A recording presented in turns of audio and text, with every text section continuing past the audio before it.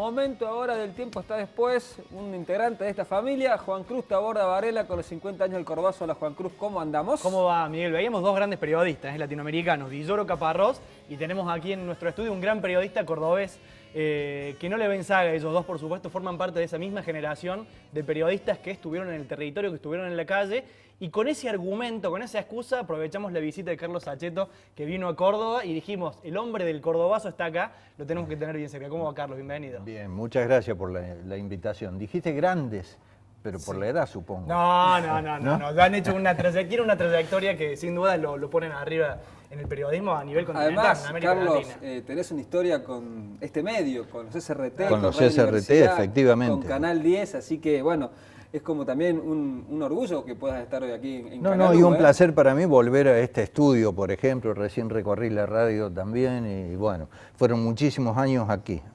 ¿Desde el año 68? Desde el año 68, desde el verano del 68.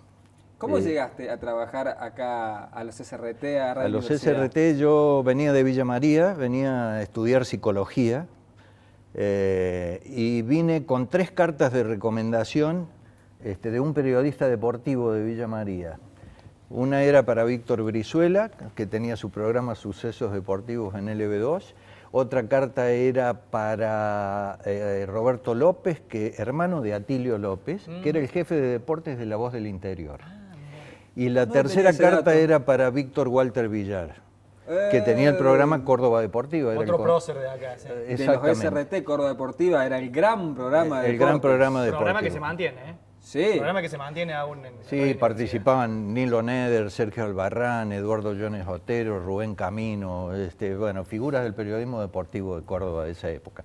Bueno, muy bien. En los otros lugares no tuve posibilidades de ingresar y Walter Villar me dio la posibilidad de entrar a colaborar con el equipo de Córdoba Deportiva. Así que entré como cronista, primero trabajando gratis, como siempre sucede en estas cosas, y luego sí cobrando algunas coberturas como colaborador de la radio.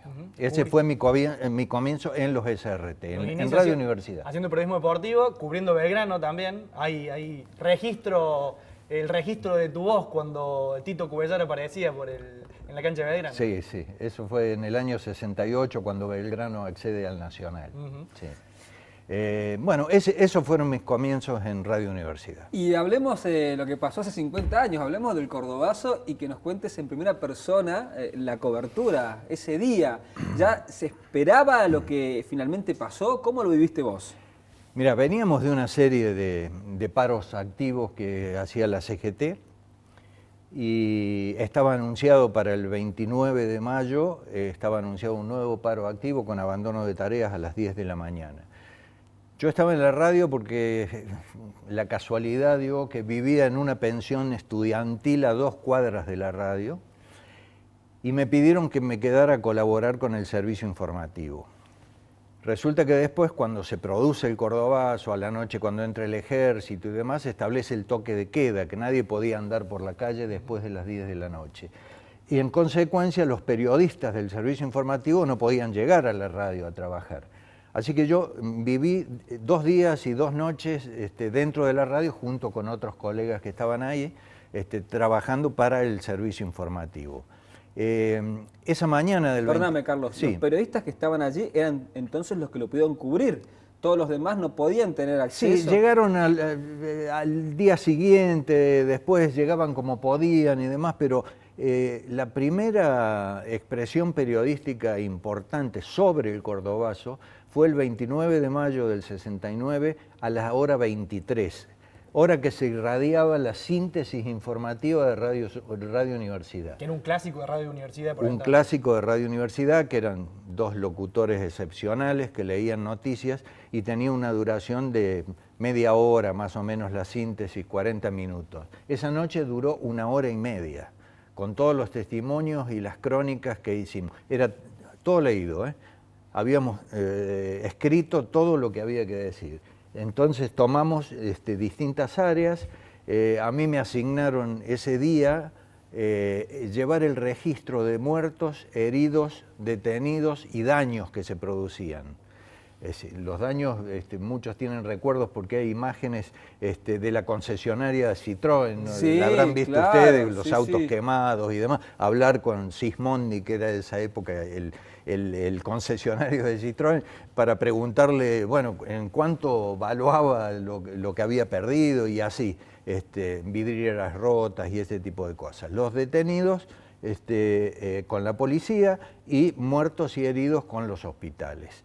En esa época, les pido que se ubiquen, no había teléfonos celulares, había que estar llamando con los teléfonos de línea y que alguien atendiera y que te diera respuesta a estas cosas, ¿no? Contextualicemos, vos eras jovencito, ¿tenías 20 años por entonces? 19. 19 años. 19 años. Y 19 pasaste del años. periodismo deportivo en un par de minutos a cubrir una de las gestas mayores que se producían en Córdoba. Sí, pero estábamos muy bien conducidos periodísticamente por el jefe del servicio informativo, que era Jorge Pérez Gaudio, que nos asignó tareas a cada uno para no perder ningún detalle de lo que estaba sucediendo. Había otros colegas que tenían a su cargo el contacto con el Tercer Cuerpo de Ejército, otros en forma directa con el gobierno de la provincia. Bueno, ese día se trabajó muy bien periodísticamente y eso sirvió para que después, como a los 15, 20 días, me llegara un memorándum del director de la radio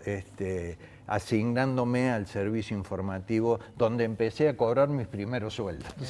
Mirá vos, Qué importante para ese A jovencito veces, de Por el 19. trabajo hecho durante el Córdoba. Pero fíjate a veces cómo la vida te pone en esos lugares, porque vos vivías cerca de la radio. A 2 cuadras sobre la calle San Martín, una pensión estudiantil. Y eso derivó en que vos estés esas 48 horas y un poco más. No tenía ningún problema de quedarme. El resto de los periodistas tenían familia, su mujer, sus hijos y demás, y no podían llegar a la radio, vivían más lejos. ¿A vos te entusiasmaba eso? ¿Te generaba esa adrenalina de la que se habla siempre en materia periodística? Mirá, yo aún haciendo deportes, trabajando en Córdoba Deportiva, con la nariz apoyada en el vidrio cuando se leían los informativos de la radio y en la redacción compartiendo con grandes periodistas, Alejo Díaz Tillar, Pedro Troilo, había Justo Anaya, grandes periodistas de esa época que integraban el servicio informativo. Todo se escribía, nada se improvisaba, todo se escribía. Carlos, ya estábamos viviendo en la época de la dictadura, lo de el Cordobazo quizás fue el detonante más grande del momento de Onganía. Cuando empezabas a salir a la calle, porque siempre hay una cuestión, y en la distancia a veces parece que está idealizada la cosa o no, ¿qué se vivió esos días? ¿Cómo reaccionaba la gente con respecto a lo que había pasado? Desde el enfrentamiento hasta la violencia que se vivió. ¿Cuál era el clima? Había una sensación en los cordobeses de haber producido un hecho muy importante, sobre todo por la trascendencia que se le dio a nivel nacional. Las revistas nacionales, los diarios nacionales y demás advirtieron lo que había pasado en Córdoba y le daban un despliegue periodístico importante. Entonces los cordobeses nos sentíamos un poco como los protagonistas de la escena nacional política de ese momento. O sea que estábamos... Nadie lo reflexionaba tan intelectualmente, pero estábamos cambiando un poco la historia, los cordobeses, ¿no? Porque eso significó el principio del fin de la presidencia de Onganía, ¿no? ¿Y había crítica hacia el hecho violento que fue el Cordobazo en función de que efectivamente hubo muertos y que hubo actos no vandálicos, pero sí de destrucción, como vos decías, de vidrieras, las fogatas en prácticamente todas las esquinas, lo que pasó con las fotocopiadoras Xerox, los Citroën? ¿Había una crítica de la opinión pública hacia ese acto violento o no? Sí. La había, mucha gente se planteaba, no se olviden ustedes que Córdoba en esa época, supongo que ahora no tanto, la sociedad cordobesa era muy conservadora, pero muy conservadora. Y muy clerical también en esa época, ¿no? Tenía mucha influencia la iglesia. Y en los sermones de las parroquias y demás se hablaba de este tema de la violencia y demás. Pero había en la sociedad cordobesa esta sensación de haber hecho algo importante. La violencia, en realidad no fue tanta la violencia. No fue tanta la violencia. La violencia se despliega a partir de la muerte de Máximo Mena en la esquina, de un obrero de Les Mata que venía de la planta de Santa Isabel, el primer muerto del Cordobazo, en la esquina de Arturo Mevas y Boulevard San Juan. Cuando esa noticia se difunde, que obviamente demoró en difundirse porque no había teléfonos celulares, no había otro medio como para informarle, por ejemplo, a la gente de Luz y Fuerza que venía bajando de Villa Rebol por otro lado, más los otros obreros que venían de acá, de Perdriel, que estaba en camino al aeropuerto. Entonces, cuando se tomó conocimiento de un muerto, que fue Máximo Mena, ahí sí la gente se puso violenta. Se formaron barricadas, se enfrentó a la policía. Había un clima previo, esto lo quiero decir, por el conocimiento que teníamos de lo que había pasado en el 68 en el Mayo francés. Digamos que eso estaba, en términos actuales, estaba linkeado entonces con lo que pasó acá en el 68, 69. Y el servicio informativo de Canal 10, sobre todo, tuvo mucha influencia en eso, porque teníamos una sección en el noticiero de política internacional. Entonces se pasaban películas de lo que había sido el Mayo francés. Durante todo el 68 se pasaron películas de las barricadas, de los estudiantes franceses y demás. Se estuvo adoctrinando desde la pantalla. A ver, se fue creando una conciencia de rebeldía, una conciencia de formalizar un contrapoder por parte del pueblo. Y una corriente a nivel mundial, geopolítica, digamos, que se estaba imbuida por estas cosas. Absolutamente, el año 68 fue clave para el mundo en este sentido, en el de la rebelión de la gente oprimida en sus voces, en sus manifestaciones y demás. Pero los cordobeses, quiero cerrar con esto, los cordobeses le agregaron una particularidad a todo esto, la viveza cordobesa. Por ejemplo, los obreros que venían de Santa Isabel, de la industria automotriz, traían las bolitas de los rulemanes. ¿Han visto que las bolitas de acero? Más el rulemán está la bolita. Muy bien. Eso servía para tirar con gomeras, pero también servía para tirarlos en el pavimento porque la guardia de la policía estaba montada a caballo. Ahí lo estamos viendo pasar atrás tuyo prácticamente con los caballos. A caballo. Bueno, muy bien. Entonces patinaban los caballos y la policía no avanzaba por eso. Algunos estudiantes los días previos también tuvieron el ingenio de juntar gatos. ¿Por qué Había gatos? muchos gatos en los techos de las casas estudiantiles, del barrio Clínicas y demás. Y los ponían en una bolsa a los gatos. ¿Por qué? Porque la policía, la guardia de infantería iba con perros. Entonces, cuando se enfrentaba a la gente, tiraban los gatos, los perros se desesperaban. Perdían el objetivo, el foco era otro. Exactamente. De eso no lo había escuchado nunca, No, tampoco, bueno, es nuevo esto. Fueron particularidades que tuvo el cordobazo en ese sentido. A ver, si uno lo ve como violencia, el enfrentamiento, era distinto, no había armas de fuego, salvo el caso de Máximo Mena y luego el ingreso del ejército a la noche cuando ocupa la ciudad, ¿no? Y ahí sí. Hablamos de los antecedentes y del contexto, también había uno más cercano en términos geográficos que tenía que ver con la Revolución Cubana, bastante antes, por supuesto, año 59, pero si uno revisa las crónicas de la época, la versión oficial denuncia la supuesta presencia de francotiradores venidos directamente desde Cuba. O sea, ese vínculo, versión oficial, insisto con esto, pero ese vínculo entre el cordobazo y la Revolución Cubana. Sí, no, en eso no había nada de información fidedigna. No, al menos no accedimos a esa información. Yo quiero desmitificar alguna cosa del cordobazo, que es el número de muertos. Qué buen tema, porque aquí lo hemos hablado. Lo hablamos ayer con Carlos, justamente. El número de muertos, es decir, yo estaba asignado a ese trabajo, a llevar el número de muertos para luego informarlos periodísticamente. Los muertos fueron 4 en el cordobazo, solo 4. Lo que pasa es que después, a través de los años, y de cierta apropiación que se hicieron algunos sectores ideológicos de lo que fue el Cordobazo, que en realidad no fue tal cual lo cuentan, se fueron agregando, que eran 14, que eran 30, que eran 200, que eran 25. Bueno, 2 años después de producido el Cordobazo, trabajando aquí en Canal 10, preparamos un programa especial sobre el Cordobazo, con el cual los SRT ganamos un premio muy importante que había puesto la Municipalidad de Córdoba. Le ganamos a Canal 12, que había presentado otra producción. Nosotros presentamos un programa especial del Cordobazo, con materiales de nuestros camarógrafos que habían filmado. Y para ese programa especial fuimos al registro civil junto con Luis Mónaco. Luis Mónaco, un querido amigo. No es fácil hablar de Luis Mónaco, ¿no? No. Estás emocionado, Carlos. Recordamos que fue camarógrafo de Canal 10, Luis Mónaco, fue tu compañero de trabajo, aún continúa desaparecido. Y aquí tenemos nosotros una placa que lo recuerda, Bueno, Luis.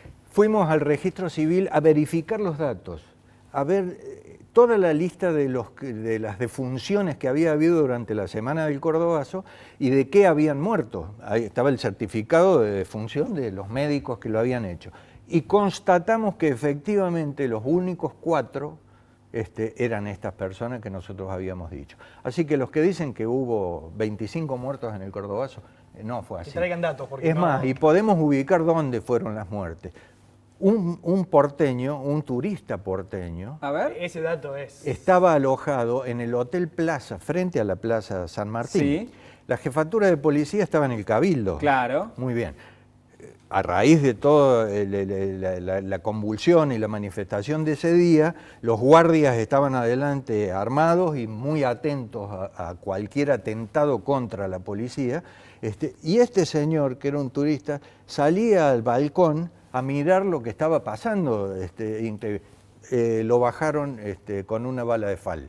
Desde al balcón del hotel. Desde La central de policía. Desde el Cabildo, claro. O sea, cruzando la plaza, justo así en el balcón. ¿Por qué? Porque pensaron que podría ser un francotirador, una cosa así. El nivel de criminalidad de la policía en ese momento, ¿no? De tirar a quemarropa. El susto que tenía, porque la policía ese día fue desbordada totalmente. Tuvo que entrar el ejército. Claro.